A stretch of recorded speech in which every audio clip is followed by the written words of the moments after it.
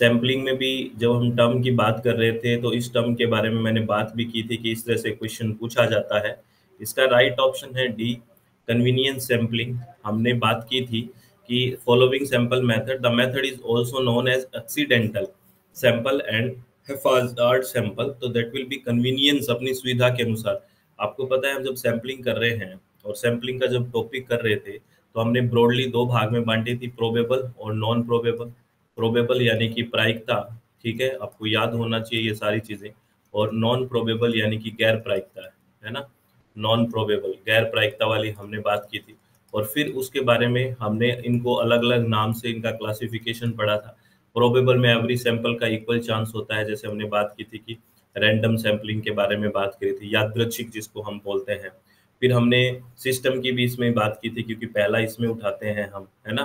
Stratified sampling की बात की थी अगर आपको याद है तो। उसके बाद में हमने बेसिकली स्ट्रेटिफाइड के बाद हमने किसके बारे में बात की, क्लस्टर के बारे में बात की थी कि गुच्छा सैंपलिंग।